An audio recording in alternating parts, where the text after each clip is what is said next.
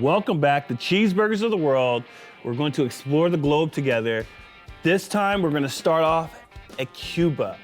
We're going to start with the Frita burger, a gastronomic expression Cuban Americans made in the early 30s, 1930s. Let's get cooking. Okay, potato. We need to julienne this potato because we need a nice thin frites to go on top.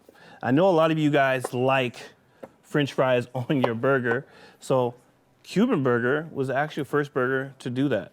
French fries on the burger, and instead shoestrings.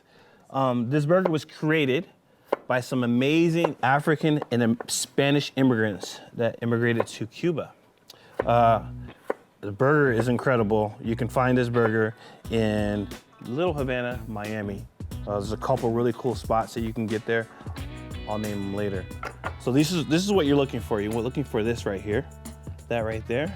So I'm gonna go ahead and drop these in the fryer. Oh, that sizzle. Nice sizzle. It's nothing like making your own frites at home. You wanna make your own frites so you can control the color, the crisp, and everything else.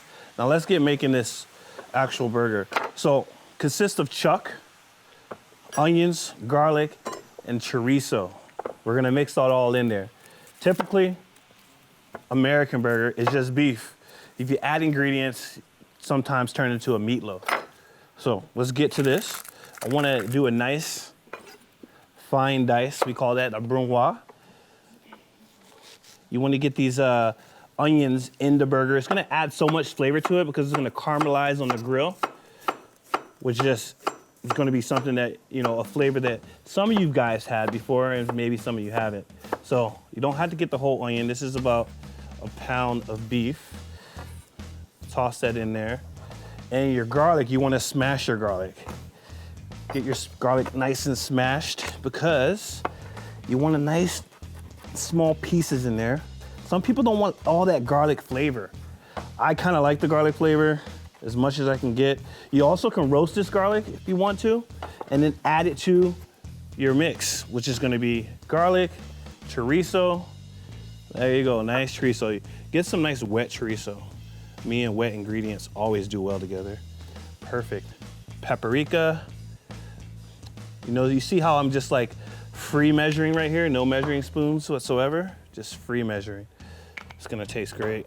So sweet paprika, you got smoked paprika, you got oregano, and one of the most amazing ingredients, the incredible one, is the Cuban. So all these ingredients are basically the same ingredients you would use to make a chorizo sausage. I added chorizo sausage to this because that's just the way they do it. Now, if you ever are in Miami, you wanna go to have one of these burgers, go to Little Havana. Little Havana has a couple of really cool places, Sergio's, Morel Castle, and El Mango de las Fritas. Those are places you can find these. They're like little burger stands. There you go. You can't find these burgers in Cuba anymore. Apparently, there was some political stuff that happened. Let's not get into it, but we're gonna stick to Miami.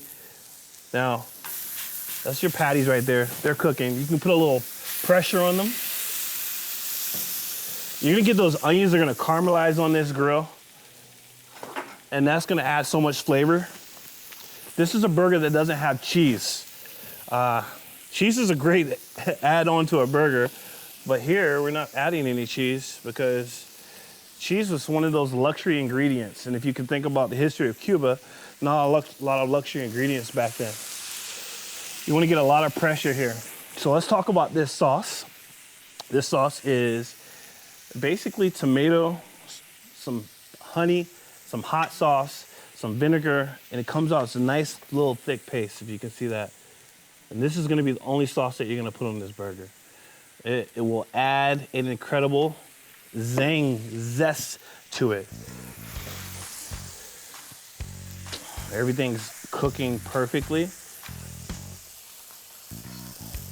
Your buns, you can use different types of buns. I'm using brioche buns, but there's a Cuban bun that you can use. It's nice and fluffy and light. It's a great burger bun. There you go. I'm gonna start building these shortly. You want to get a lot of pressure on these burgers so you can get that nice sear on one side. And look at that. Nice color. You got the grilled onions there. I mean, that came out perfect. Like I said earlier, it's more of a meatloaf to me, but I like it. Now this burger is something I've never had before, so I'm excited to taste it, just as you should be, because you're gonna make this one day at home after you watch this. So let's get this burger going. I'm gonna sauce the actual bottom, and I'm gonna sauce the top. And then we're gonna taste this bad boy together. One key ingredient that you need to do is add some of this. This right here is vinegar. Look at that. Oh man, you know what? Cooking in the kitchen isn't always perfect, but you know, it's gonna come out good, and it's gonna be extra seasoned. Yeah, that's extra seasoned. Here we go. We're gonna do two, one for you, one for me. I wanna taste this, let you know. Like I said, I've never made this burger before, so this is the first time for me. And you wanna hit it with the frites right on top and go heavy with it, you know? Don't be shy with these bad boys. Go heavy, look at that. Ah, yeah. It's raining frites. There we go. And this one's for me. Look at that, raining frites. Let's get in there and get a couple bites.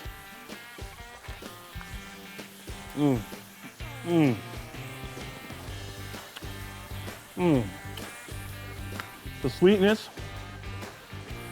the tanginess in the vinegar, the sweetness in the sauce, the chili pepper. This is perfect. The burger is so good. Next time you have a backyard party or you got some friends coming over, this is the burger you should be making. There you have it, the Cuban burger. This is Cheeseburgers of the World. I'm Joe Friday. Join me next time while we continue our journey across the globe.